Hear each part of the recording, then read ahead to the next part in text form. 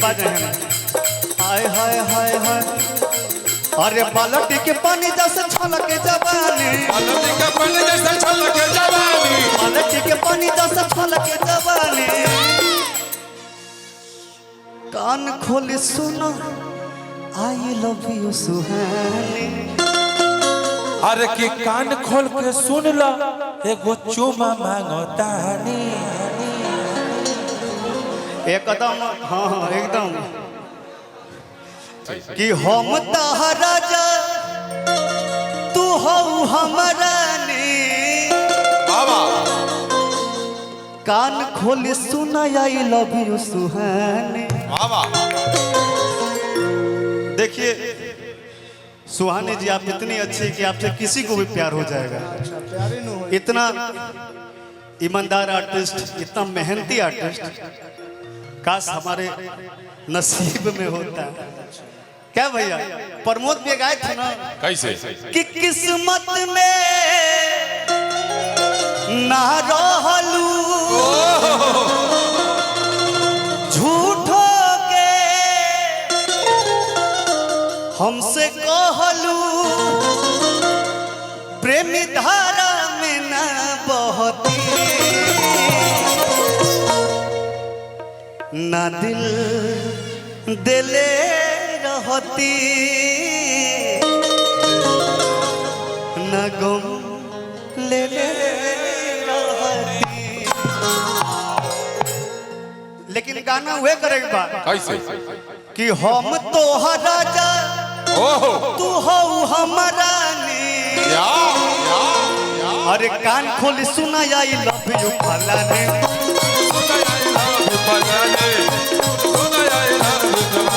बाल्टी के पानी दस छलक जवानी। आज है ना ये स्टेप आ जाए ना।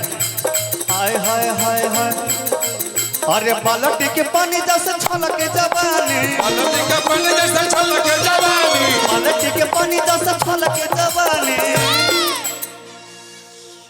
कान खोले सुनो आई लव यू सुहानी।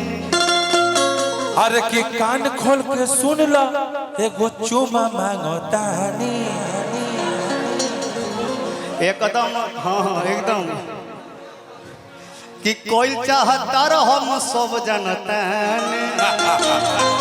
सीताराम सीताराम आ जग में बा फेमस नोर मुंडा तहर कहानी। यही थे देखिए फिल्म एक्टर चाहे कोई भी हो मेन डायरेक्टर होता है कि करी हथ जोड़ी दोनों मुड़ी के नमस्ते नमस्ते। यही वो डायरेक्टर है। इन्हीं के डायरेक्शन में वो मूवी हिट हुई थी। क्या भैया वाह कि बाल्टी के पानी जैसा और छलक जवानी। कान खोल सुना आई लव यू फलानी। कान खोल के सुन ला लव यू फलानी। खोल सुन ला लव यू फलानी। जाता रो परदेश बलमुआ हमके घर में छोड़ के। जाता न परदेश बलमुआ उनके घर में छोड़ के। तनी जाए से पहले तनी जाए से पहले खाना से रोटी भर के। कहतानी कान खोल के सुन ला। हाय हाय देखी भैया दिल से कहत तनी तू ही रहेलू हमारा ओहो दिलवा के अंदर। हाय हाय हाय हाय सुहानी जी तहरा ला प्यार बाटे हमर समंदर। बटे हमर समुंदर, बटे हमर समुंदर। तू तो गजब के दे तारू फील फील। दे तारू फील फील। अरे तहरा ला दिल हमर दिल दिल। देखिए एक मिनट इंडस्ट्री में हीरोइनों के बाद आस्था जी के बाद अगर मंच की कोई टंच कलाकार है डांसर में तो प्रिया सुहानी जी हैं। देखिएगा ये फील देखिएगा कि तू तो गजब के दे तारू फील फील अकर तहरा ल धक धक दिल दिल।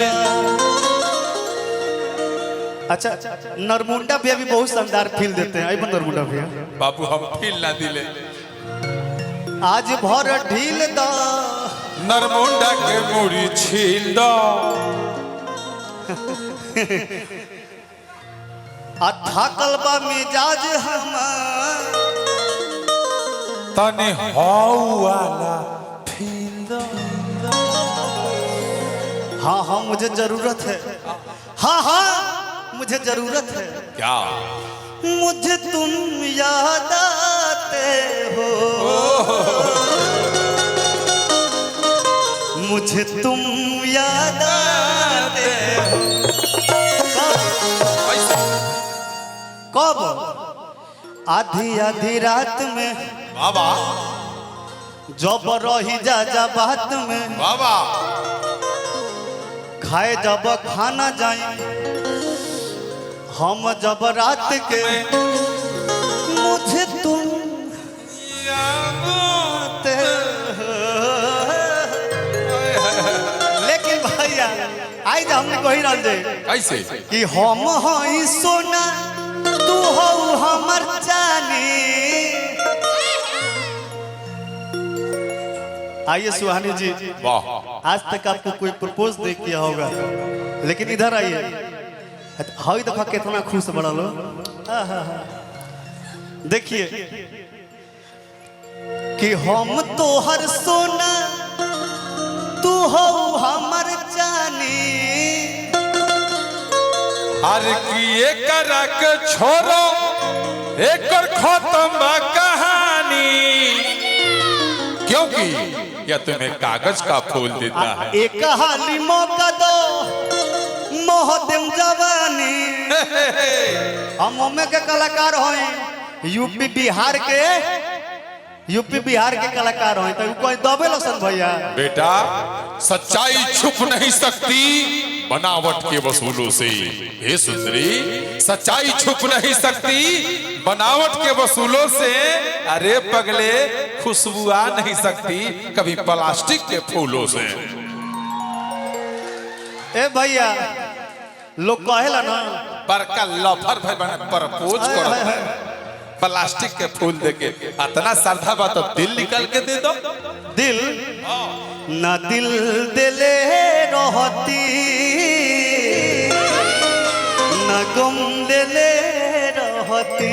जियो शेर है ना प्रिया जी कि हम हई सोना तू हो हमर जानी। कान खोले सुनो आई लव यू सुहानी। ए भैया जवाब आप लोग चाहते कि नहीं? बोल दो बोल दो बोल दो बोल दो आज दिल के राज खोल दो। बोल दो आज। I love you too. बाप रे बाप अरे बाप रे बाप अब हमके 2-3 दिन नींद ना लगे यही से हम गाना गईने कि धीरे धीरे जात बा नियन चढ़ आ दिन रात रहताटे आ कपड़े पर चढ़ कि जहिया से तोहके अरे देखले बानी मन कुछ करे के करत नहीं थे।